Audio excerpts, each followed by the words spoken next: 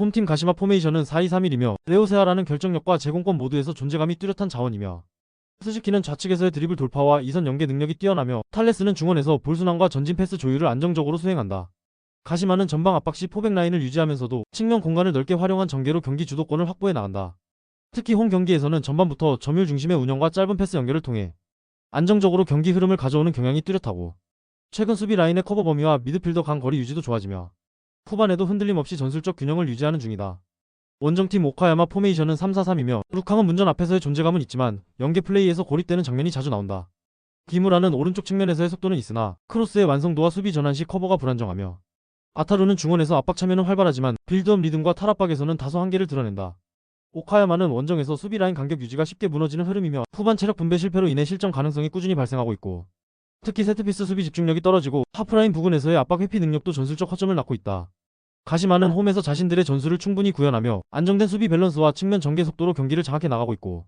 오카야마는 원정에서 구조 붕괴와 체력 분산 실패가 반복되는 가운데 후반 뒷공간 노출 리스크가 매우 크고 이번 경기는 가시마가 주도권을 확보하고 실점 없이 마무리할 수 있는 전술적 흐름으로 전개될 가능성이 높다. 홈팀 시미즈 포메이션은 3-4-3이며 키타가와는 문전 앞에서의 결정력과 움직임의 유연성이 돋보이는 스트라이커고 이누이 다카시는 좌측 측면에서 커싱과 드리블 전개를 반복하며 하프스페이스 침투에서 위협적인 장면을 꾸준히 만들어낸다. 마테우스 부에노는 중원에서 볼 간수와 전개 연결해서 안정감을 제공하며 빌드업 흐름을 부드럽게 이어주는 역할을 맡고 있고 시미즈는 빠른 패스 템포와 전진 방향성이 강한 전개 구조를 통해 상대 수비 라인을 강하게 압박하는 구조를 반복한다.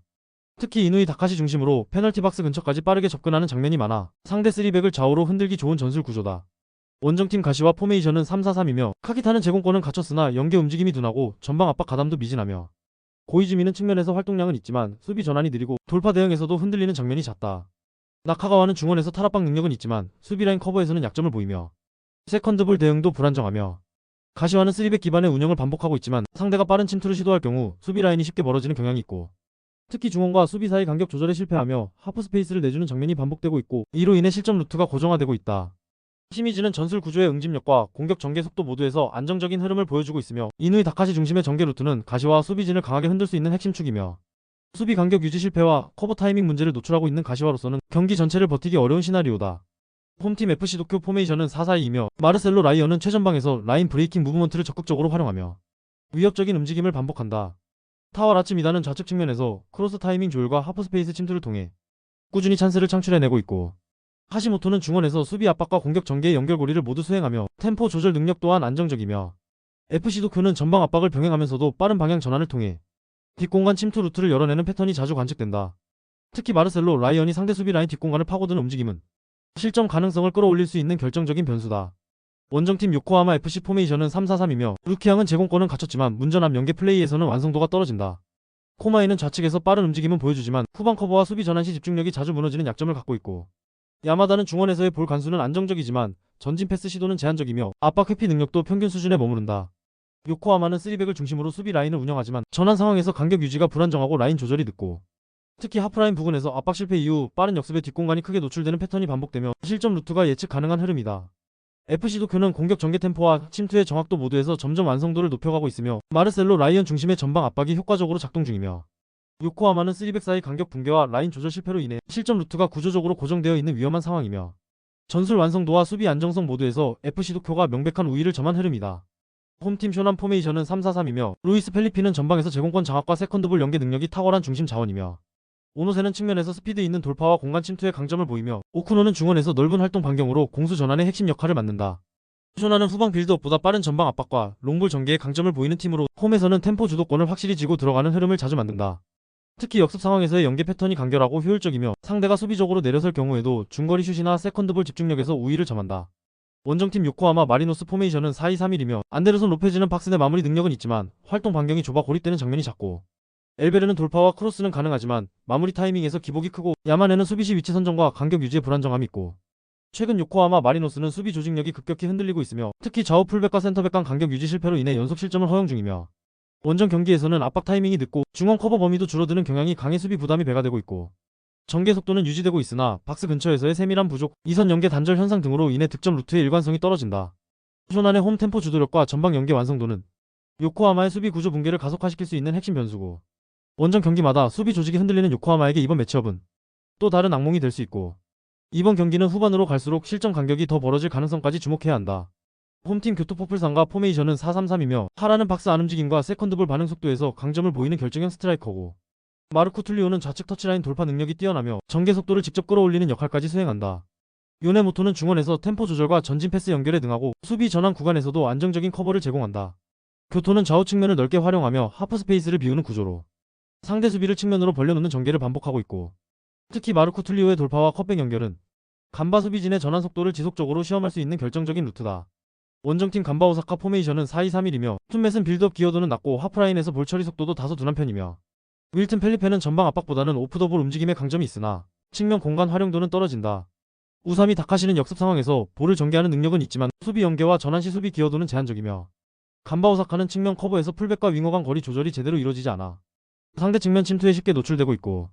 전환 속도가 느려 돌파 이후 박스로의 빠른 볼 접근을 허용하며 수비 라인이 미처 정돈되기 전에 마무리 슈팅을 허용하는 경우가 많다. 교토는 마르코 툴리오의 측면 침투를 중심으로 빠른 공격 전환과 박스 접근 타이밍을 효율적으로 맞춰가고 있고, 간바 오사카는 수비 간격 유지와 측면 커버 타이밍이 어긋나면서 후반 집중력 저하까지 겹치는 흐름이며, 경기 전개 구조상 교토의 측면 우위가 결정적인 승부 요인으로 작용할 가능성이 높다. 홈팀 산프레체 히로시마 포메이션은 3-4-3이며 키노시타는 전방에서의 민첩한 움직임과 짧은 공간 활용 능력이 뛰어난 자원이며, 가토는 측면에서 빠른 오버래핑과 크로스 타이밍을 통해 공격 전개에 적극적으로 가담하고 있으며, 가와베는 중원에서 메잘라 역할을 수행하며 하프 스페이스 침투와 볼 간수 능력 모두에서 전술적 중심축 역할을 하고 있고, 히로시마는 중원에 볼을 끌어들인 뒤 좌우 하프 스페이스를 공략하는 전술을 반복적으로 실행하고 있고, 특히 가와베의 침투 타이밍과 포지셔닝 감각은 나고야의 수비 구조를 뒤흔들 핵심 포인트로 작용하고 있다. 원정팀 나고야 포메이션은 3-4-1이며 마테우스는 역습 상황에서 위협적인 드리블은 가능하지만 전체 흐름 속 연결은 다소 단조롭고, 나가이는 활동량이 많은 스트라이커지만 측면에서 제공되는 볼에 대한 위치 선정이 부정확한 경우가 잦고, 모리시마는 중원에서 연결고리 역할을 수행하고 있으나 볼 간수 후 탈압박과 패스 선택지에서 기복이 있는 편이며, 나고야는 3백 간 수비 간격 조절에 어려움을 겪고 있으며 특히 박스역 공간으로 이어지는 하프 스페이스 침투에 취약하고, 수비 라인이 낮게 형성될 경우에도 커버 타이밍이 늦고 전환 시 대형 복구 속도가 느려 대응이 지체되는 흐름이다. 히로시마는 가와베의 메잘라 전개를 중심으로 박스 진입 루트를 다양화하고 있으며 중앙에서 측면으로 이어지는 타이밍 또한 매끄럽게 맞물리고 있고, 수비 간격 유지와 커버 타이밍이 불안한 나고야로서는 이러한 공격 전술을 끝까지 버텨내기 어려운 흐름이다.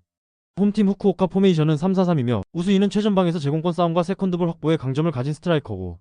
코너는 측면에서 속도감 있는 전개와 크로스 시도에 장점을 지니고 있으며 키타지마는 중원에서 템포 조율과 압박 커버를 병행한다. 하지만 전체적인 포백과 미드진 간격 유지가 무너지며 상대 역습에 쉽게 흔들리는 장면이 반복되고 있고, 특히 후방 전환 시 풀백과 윙백의 복귀 속도가 늦어지며 박스 근처에서 수적 열세에 몰리는 문제가 노출되고 있다. 원정팀 비셀곱의 4-3-3 포메이션을 중심으로 후방에서부터 정교하게 빌드업을 전개하며 안정적인 수비 전환과 중원 장악력을 동시에 추구하는 팀이며,